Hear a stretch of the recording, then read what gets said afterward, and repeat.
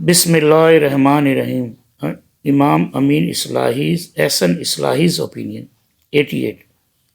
It is evident from this that in the previous sentence, reaching the place where the sun sets, in fact, means the end of the land expanse. Beyond it was the sea where the sunset appeared as if the sun was drowning in a pond of black mud.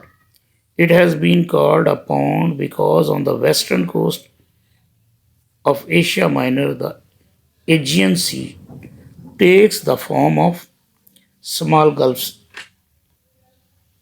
This, in other words, means that towards the west, all the known world of that time had come under the way of Dulkarnain in that campaign. Imam Amin Hasan Islahi writes, this is a reference to the first campaign of Cyrus, which was launched from his capital city Ekbatana, present-day Hamadan. In this campaign, he conquered Media, present-day Iraq and Syria, and Lydia, present-day Turkey. He defeated Croesus, the ruler of Lydia, in its capital city Sardis, near Smyrna.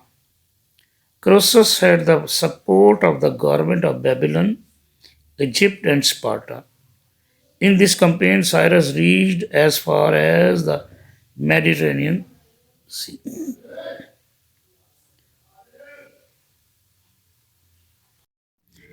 Imam Amin Hasan Islahi writes, also evident from these verses in that Dulkarnain was a righteous king who believed in one God and in the hereafter.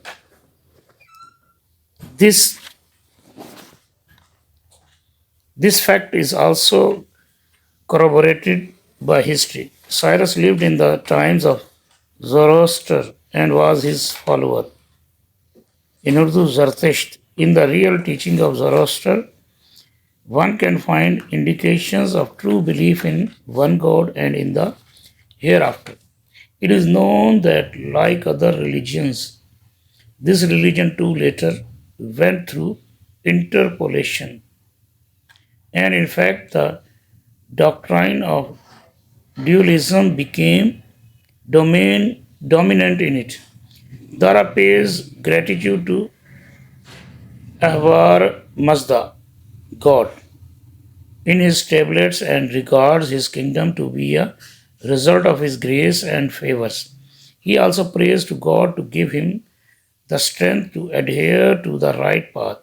Obviously, his religiosity was transferred to him by Dulkarnain, though Al-Karnain greatly revered the prophets of the Israelites. This reverence also strengthened his religious inclination. Amin Hasan Islahi, Tadabbur Quran, Volume 4, page number 691. Just as he had reached the westernmost end of land, similarly he also reached the easternmost expanse of land. 92. The implication was that they were totally wild and uncivilized. They did not even make camps for themselves, let alone construct buildings.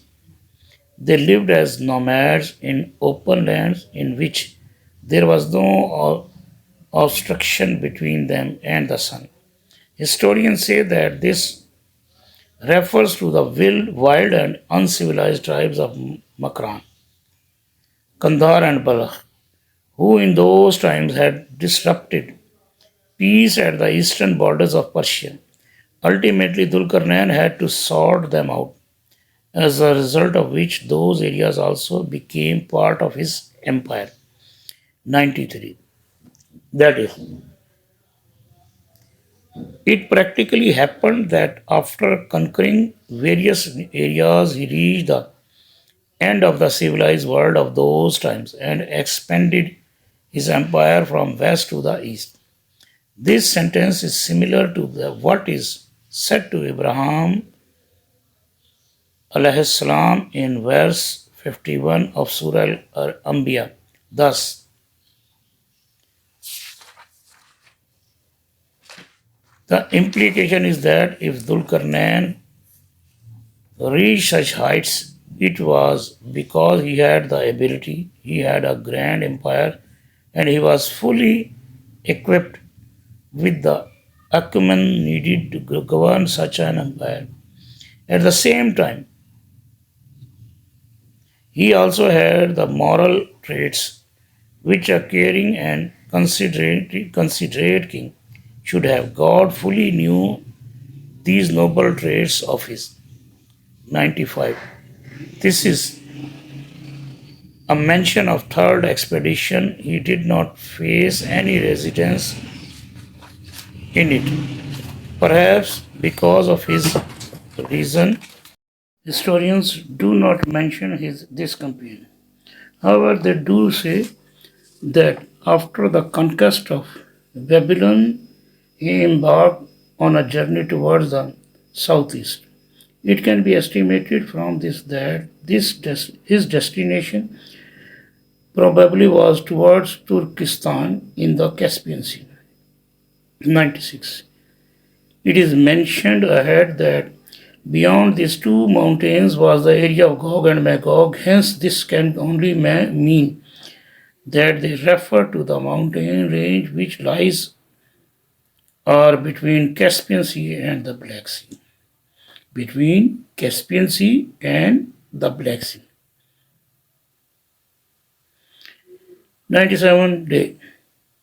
That is, their language was alien to Dhul-Qarnain and his companions. The reason for this perhaps was that they were confined to their own territory and had no connection with others who lived outside their territory.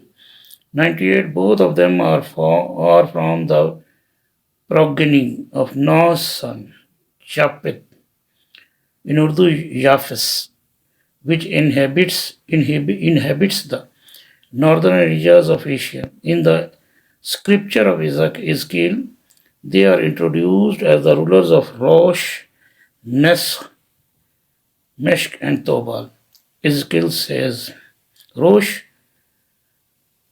Meshech, and Tobal. Ezekiel says, the word of the Lord came to me, Son of man, set your face against Gog, of the land of Magog, the chief prince of Rosh, Meshech, and Tobal. Prophecy against him. Son of Ezekiel 38, 1-2. Son of man, prophecy against Gog and Magog. This is what the sovereign Lord says. I am against you, Gog, chief prince of Meshech and Tobal. I will turn you around and drag you along. I will bring you from the far north and send you against the mountains of Israel. Ezekiel 39, 1-2.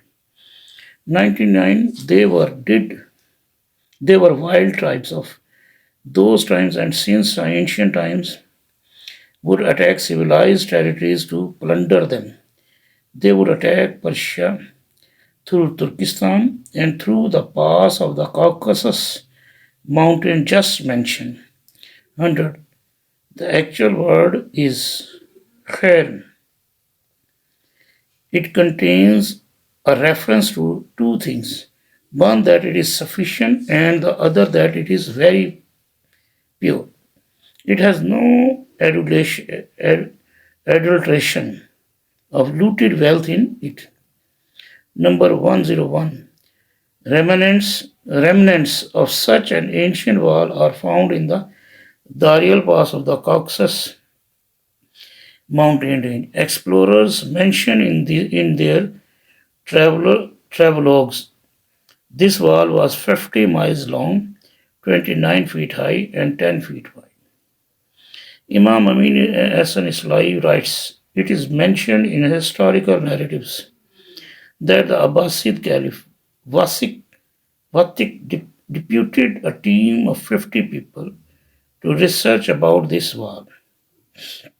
This team was able to locate it. People ascribe this wall to Daryal Nosherwa, but evidence is more in favor of Cyrus building it. For example, this much has been verified that the northern border of Cyrus Empire extended to the Caucasus Mountain.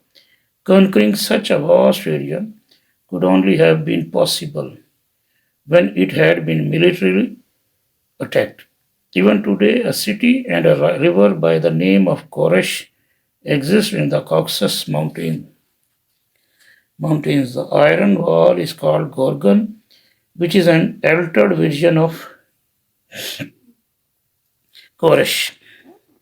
This wall has been built with metal between two mountains, and its lower part has an outlet for rainwater. Amin Hassan Islahi, Tadabbur Quran, Volume 4, 621.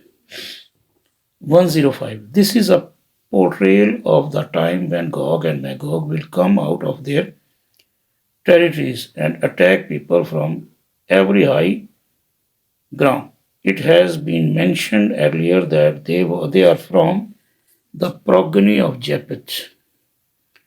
In Urdu, Japheth, one of Noah's sons, and that their real place of origin is Central Asia. Verse 96 of Surah Al-Anbiya mentions their attack. There, it is clearly stated that the day of judgment will emerge from this global onslaught of theirs.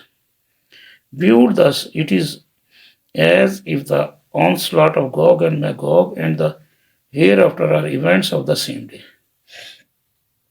Then he, Zulkarnain, prepared for a campaign until he reached the tract between two mountains. He found beneath them a people who scarcely understood a word they said. O Zulkarnain, the Gog and Magog people do spread mischief on earth. Shall we then render you tribute in order that you may erect a barrier between us and them? 1894. This verse points out a great feat of King Zulkarnain, who lived somewhere in 6th century BC. The tribes of Gog and Magog used to attack Iran through Turkey as well as through the tracts of Caucasia. King Zulkarnain, in order to check the subversive activities of Gog and Magog, built a huge iron barrier which survives to build this day. The Quran says that in spite of this outstanding feat, the king remained a humble servant of Allah and was never overcome with pride and vanity.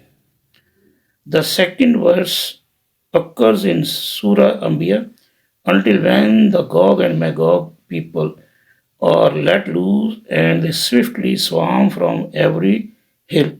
2197. The context of this verse shows that near the day of judgment, the Gog and Magog people will launch a great offensive upon mankind, and it will continue till the advent of that great day, Qiyamah. Consequently, their rise can be construed to mean that the day of judgment will emerge out of the great upheaval created by them. The Bible tells us that the rise of the Gog and Magog people will begin 1000 years after the Prophet ﷺ. When the 1000 years are over, Satan will be released from his prison and will go out to deceive the nations, Gog and Magog, in the four corners of the earth, to gather them for battle. In number, they will be like the sand on the seashore. They will march across the breadth of the earth and surround the beloved city of Allah. Revelation 2:27 to 9. If this statement is true, then 1,000 years have already passed since the Prophet ﷺ left us. The Gog and Magog of today, the Christian civilizations are now passing through their zenith, their offensive. It seems that has already started. When this offensive reaches its pinnacle, is something only Allah knows, for with Him only lies the knowledge of the all.